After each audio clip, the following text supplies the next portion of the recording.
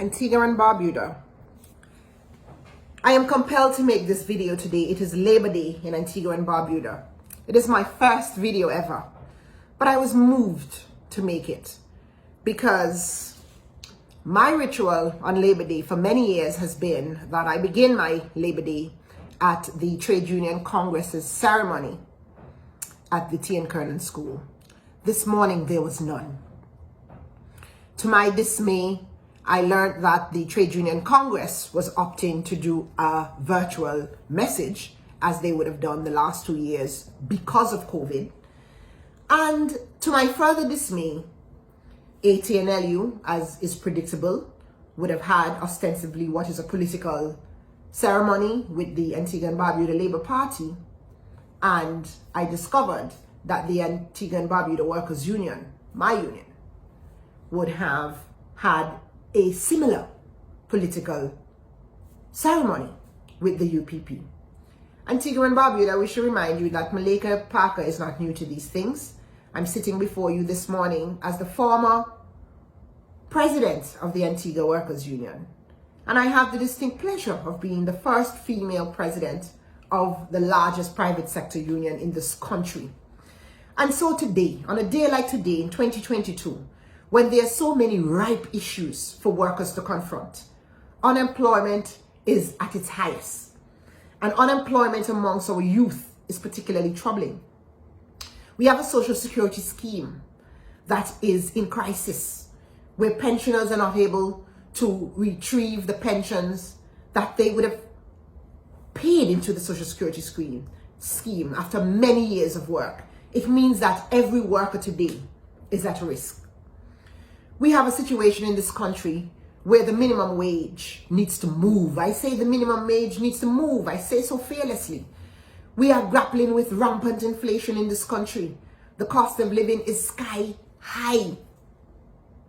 And you're telling me that we could not mobilize and unite workers around these issues which are dear to them.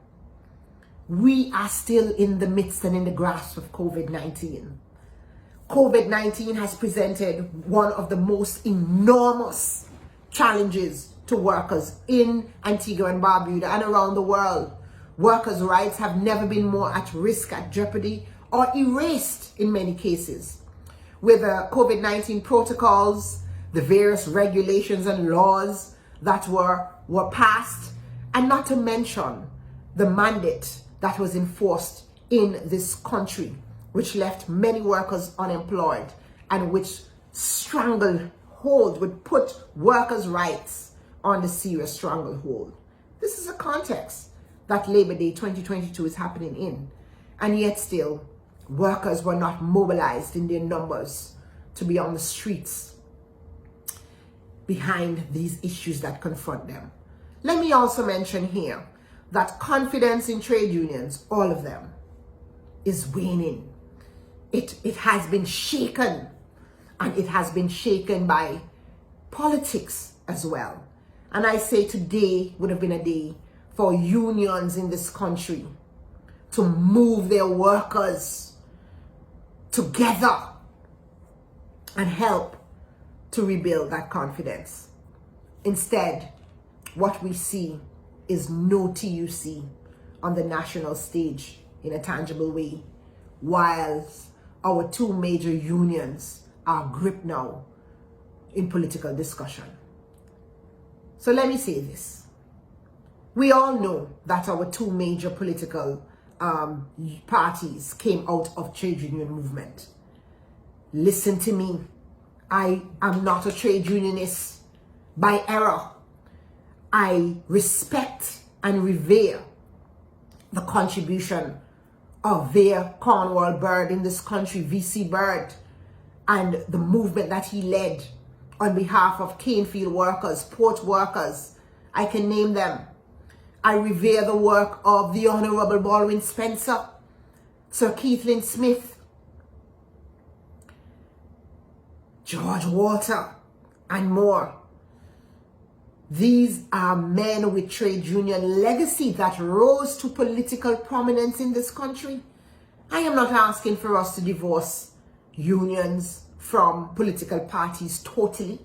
But what I am indeed saying is that the unions are the bedrock, and where workers' rights have been advanced, our societies have been advanced, and great men and women have come to the fore because trade unions have been able to function in a manner that they ought to. So I am saying that political parties have every other day of the year. And on a day like today, on Labor Day, in the grist and in the midst of COVID-19, that workers have a right to be together. That our trade unions ought to use that relationship and leverage it strategically on behalf of workers to move their various political parties into policy and programmatic positions that benefit workers. Not that instead political parties continue to use the trade unions as a platform, as a stage, as a stepping stone to advance their own political interests and to promote the popularity of their candidates and supporters. I say no to that, and I've always said no to that. I am willing to stand by my track record in this country where that is concerned. But I am saying that on a day like today, the Trade Union Congress should be out there. Let me use this opportunity then to just call for a reawakening of the Trade Union Congress. I want to take this opportunity and I encourage others to join me. Post your own video.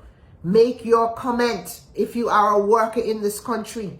If you fall on the Antigua and Barbuda Workers Union, the Antigua Trades and Labor Union, the Nurses Association, the Guild of Air Traffic Controllers, the Teachers Union, and I could go on and on. If you are a worker, I encourage you to voice how you feel about this day being used as more political gimmickry, I will say. Because today, workers' issues are not at the forefront.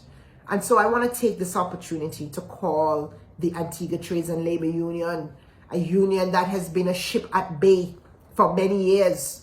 I want to call the Antigua and Barbuda Workers Union. I know and I remember, I recall how the Antigua and Barbuda Workers Union fought hard for the Trade Union Congress to be birthed in this country.